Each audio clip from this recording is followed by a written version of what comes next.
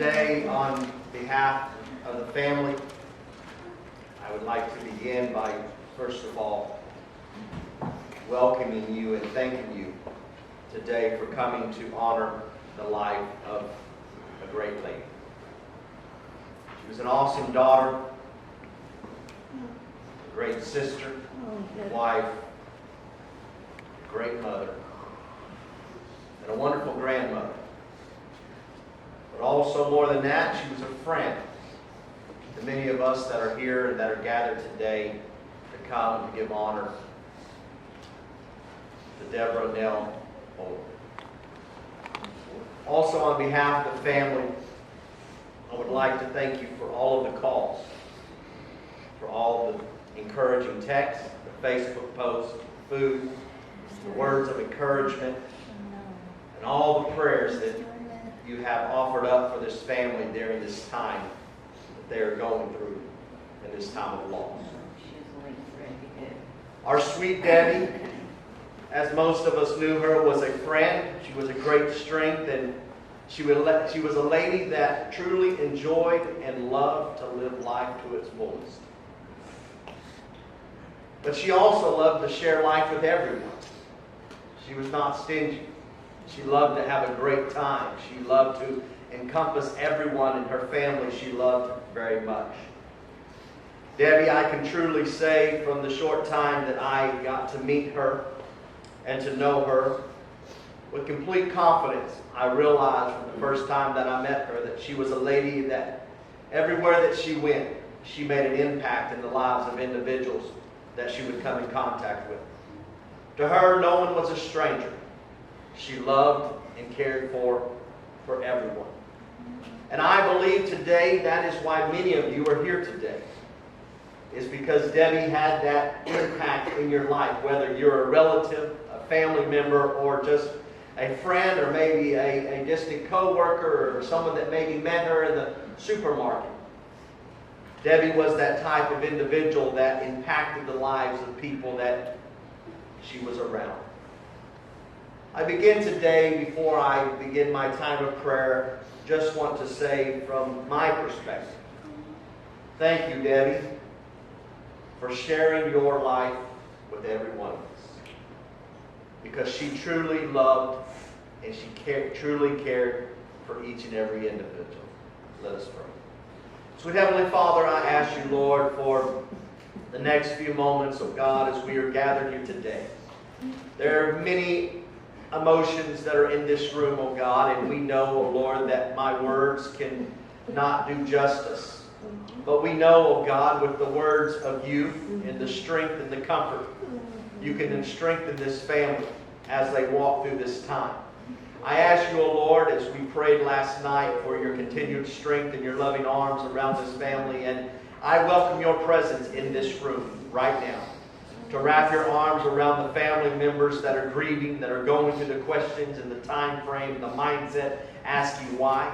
I ask you, Lord, that you will wrap your arms around them, God, and comfort them. For the guests that are here today that are struggling with the loss of a friend, I'm asking you, Lord, that you will just also wrap your arms around them. And the memories that we share today, the words that we speak, oh God, I ask you, Lord, that it will come forth, oh God, not from me as Pastor Lucas or Pastor Meyer, but I ask you, Lord, that those words as they come forth, God, will be from you to touch the hearts of this wonderful, precious family. And it's in the name of Jesus we love you and trust you. In Jesus' name, amen.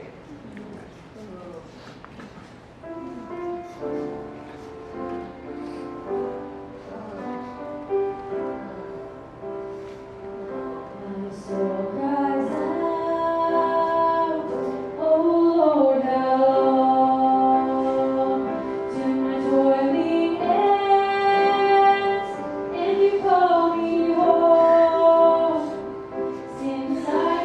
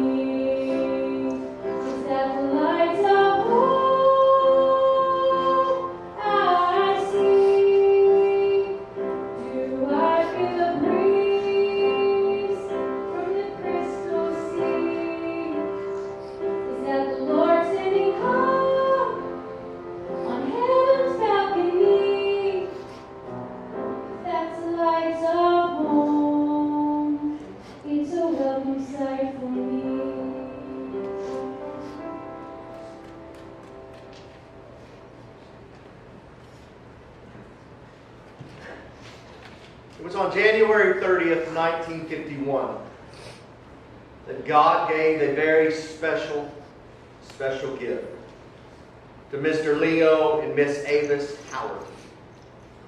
The arrival of a wonderful baby girl named Deborah Neal, who began to make an impact on her family, her sisters, but also on the great city of Carlsbad, New Mexico.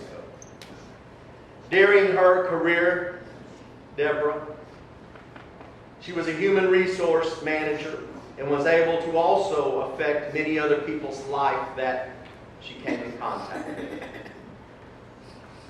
Then it was on Monday, September the 2nd, 2019, that Deborah Neal Odom, 68 of Powderly, passed away at Harris Regional Medical Center following a motor vehicle accident with which her and her husband Carl were involved.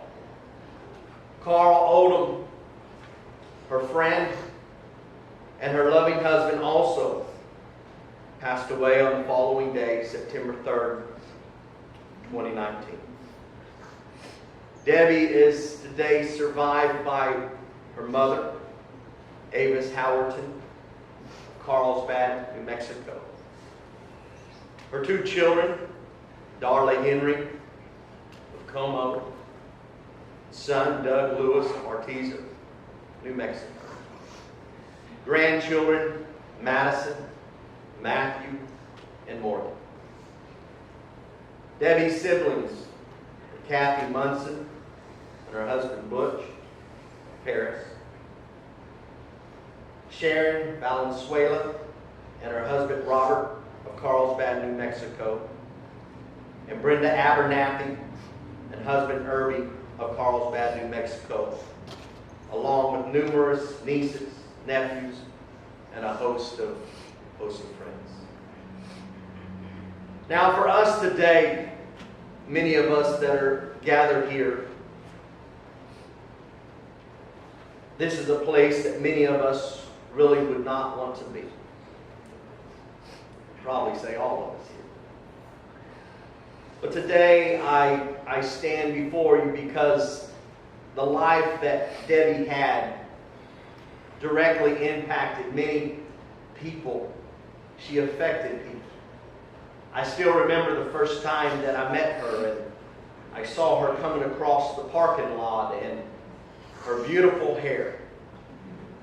I thought it was the president's wife. She was so dignified. Her hair was beautiful and distinguished looking. And then when she came over and shook my hand and introduced herself, I said, that's a lady of distinction. She always loved every individual that she came in contact, as I alluded to earlier. But today, instead of Debbie directly impacting us with what she says from across the table, or maybe the gestures that she did, or maybe just being around her, her impact that she has on all of our lives are going to take a different turn. And that impact now in our lives is going to be through the thoughts that we remember of Debbie, of the memories that we have of her and her life.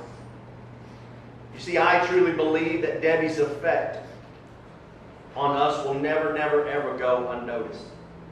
I also know that Debbie's effect on our lives will never go unrewarded in our thoughts, in our hearts, in our minds. And our sweet Debbie will be laid to rest today at Evergreen Cemetery here in Paris, Texas.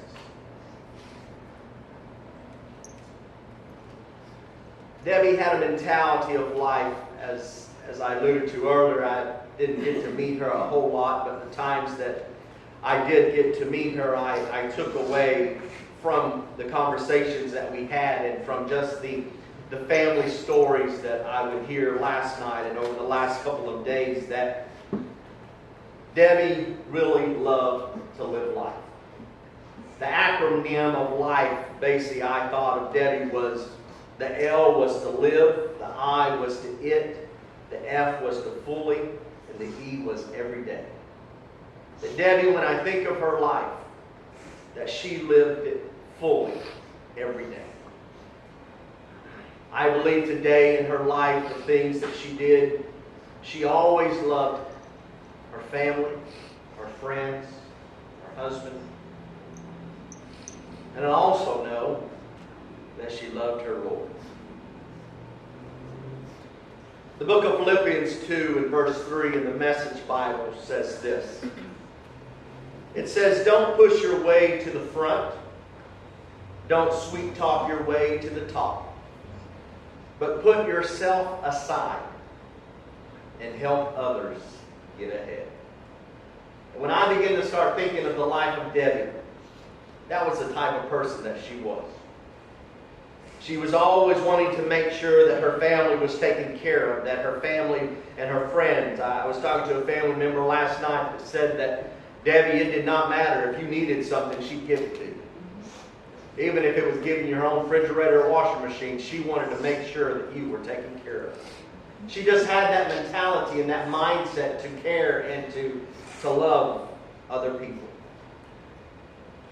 You see, my friends, it's that effect that Debbie had on not just us, but also upon her daughter and upon her son.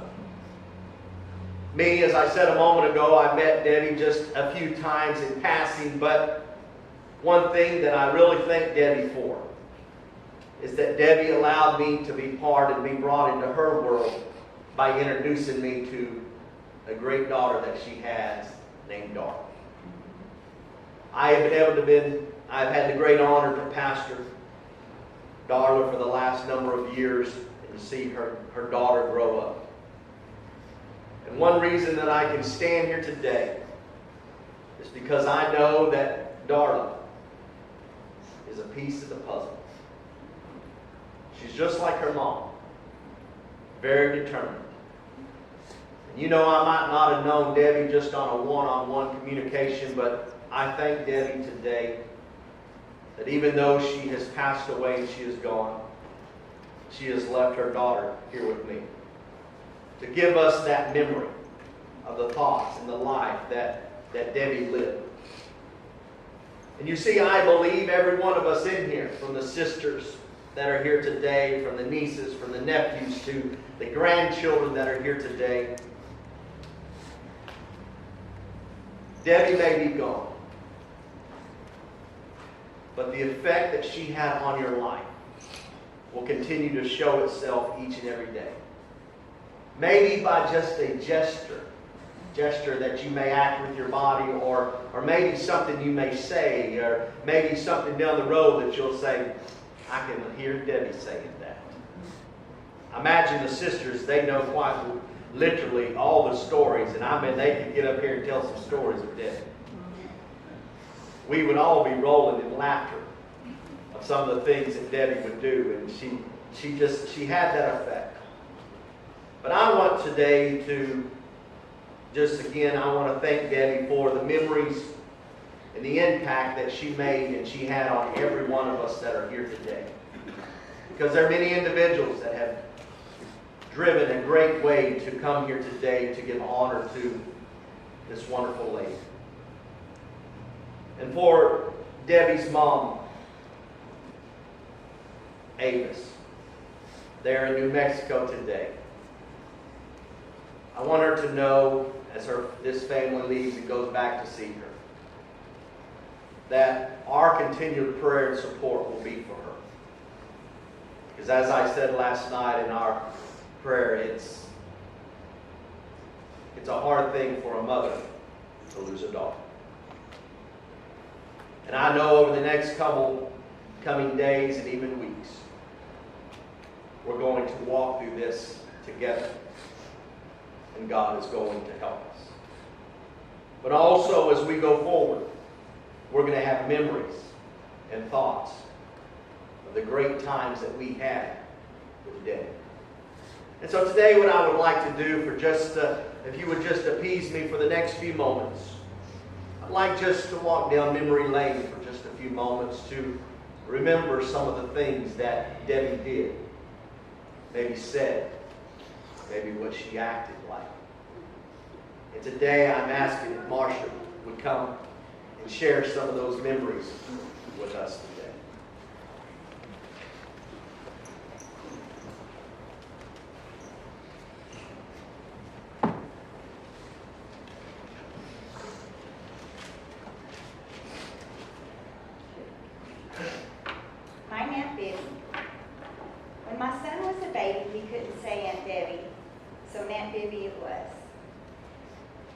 Debbie had a love for fine things. I think that's where I got her from. I loved it when my Aunt Debbie went shopping because I knew eventually I'd end up with it.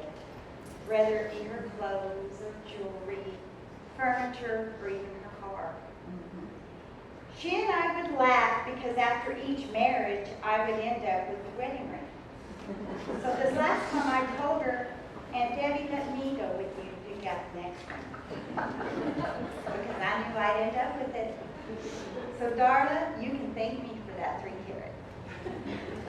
She often would remind me of the time she took my son to church. I'm sorry, Pastor, about this, but she said she took him to church with her one day and it was real quiet. Everybody was praying and he yelled out, "Nat Biddy, how's your hammer hanging?" She always reminded me about that story. I had the pleasure of her singing at our wedding and never missing a Thursday night MVP live. I could always look on there and see that she was watching, and I went back on my phone and saw where she would share every single one of them. I could count on her to support me, and she told me that one day, she said, that's what family do. She was a wonderful, beautiful lady. Her smile was contagious as her love for her family. I want to take a minute and talk about Darla and even Dean because she loved both of them with all her heart. But I always knew my cousin Darla was wise and smart, could change a tire and paint Christmas lights. She could do it all. But I really learned something this last few days that I was with her, sitting down, doing all this. Her wise and being strong just proved every bit of it. She knew what she had to do for her mama. Her mama knew she could count on her. Darla took exceptional care of her mama and knew that she would be taken care of. One day, 1 month, 1 year today marks when Darla's firstborn little furry puppy, Tara, died. Darla told me today that hurt so bad. She just cried and cried. But nothing hurts as worse or as bad as losing her mama. We've been looking for papers and going through things at her house. She told me, she said, so many times I felt like picking up the phone and just calling Mama and asking what the papers were. This is for her, so she couldn't do that. So I thank all of Como, the residents of Como for being so good to Darla and taking care of her, and I just ask that you continue doing that, reaching out to Darla and helping her. But I think everything's been said. My Aunt Debbie was just beautiful and loved her family so much and her grandchildren.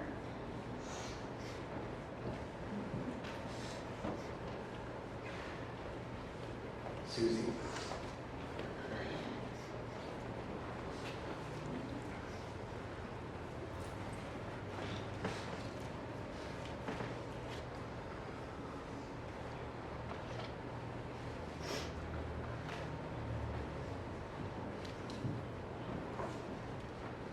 Just going to warn you, I have a lot to read.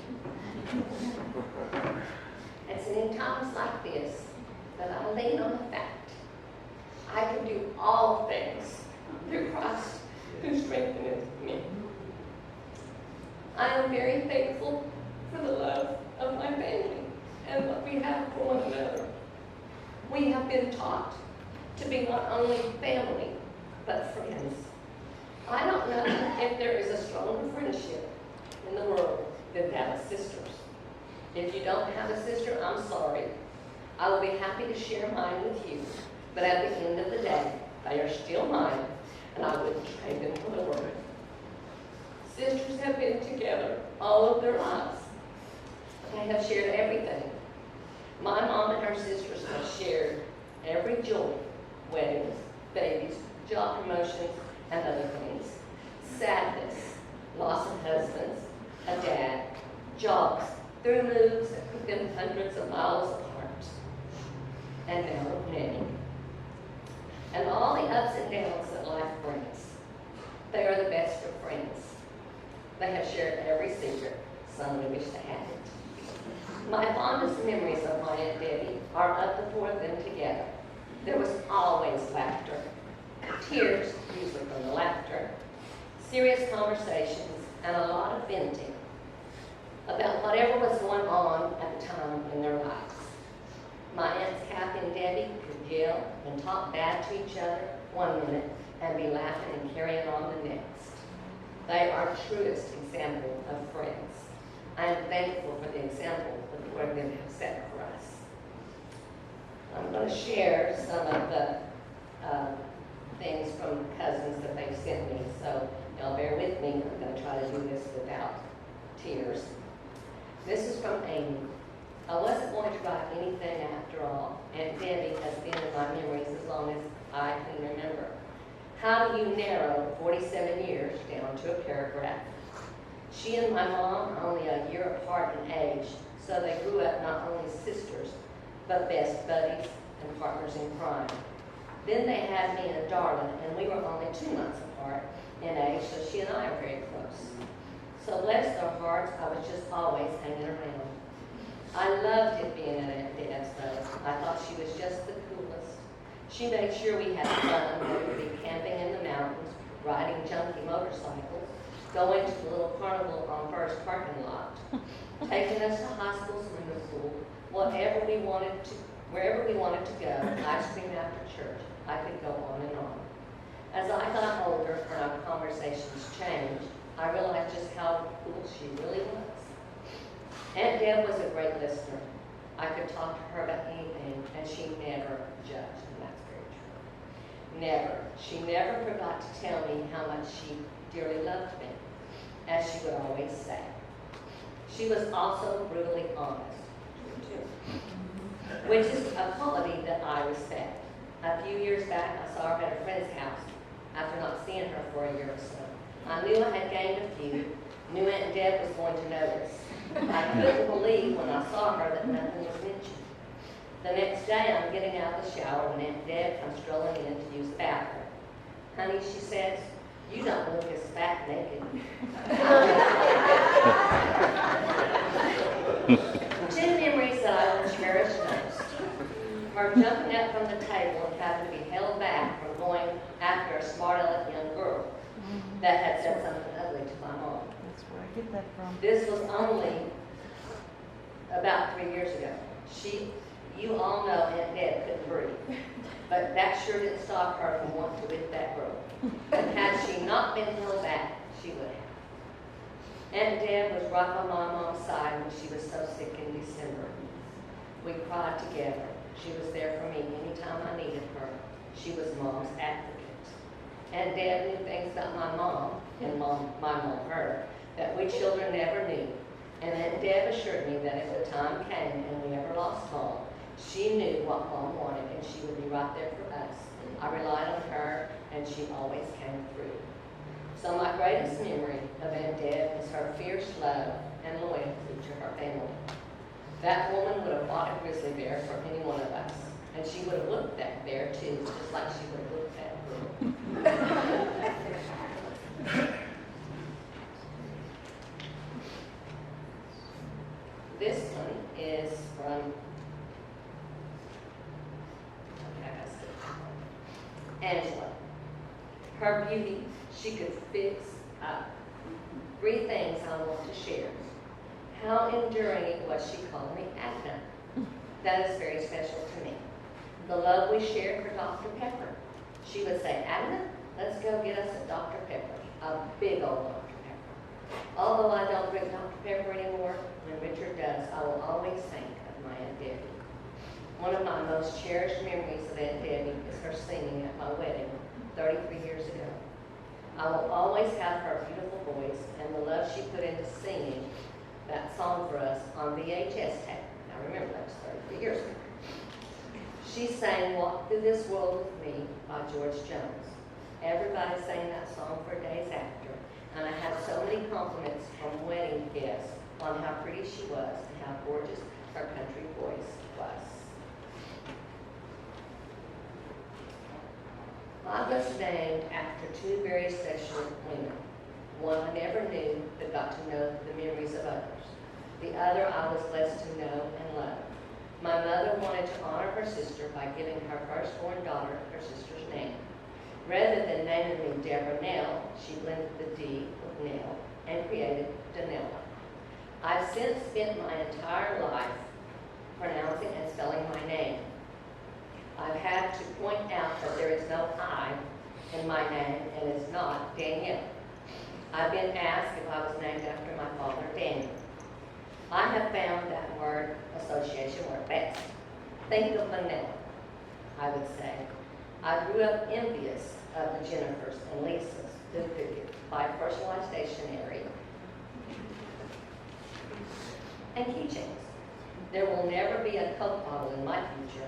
I hated my name. I just wanted to be a Jane or a Sally.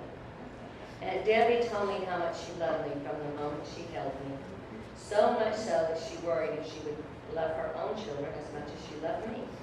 Of course she would love her own children deeply when they came. And Debbie loved all of her family deeply, and she told me so. She had so much love for her family. I saw Aunt Debbie for the last time at my 50th birthday party, where she shared with me again her fear of not loving her own children as much as me. And I will cherish her words for the rest of my life, along with my dreadful, peculiar, mispronounced, beautiful name. How boring must it be for the Janes and the Sallys of the common world who yearn for a more exotic identity. I am honored to bear the name of a woman who is anything but boring and common. Besides, who needs personalized stationery anyway? Danella Munson West. I'm going to read a letter that Darla wrote to her precious mama back in 2000. And it meant so much to Aunt Debbie, she framed it. On the bottom she wrote, written for me, Mother's Day 2000, and it was hanging in her home. Darla, it shows your sense of humor, and I hear her laughing. It shows her your wisdom, and I hear her saying,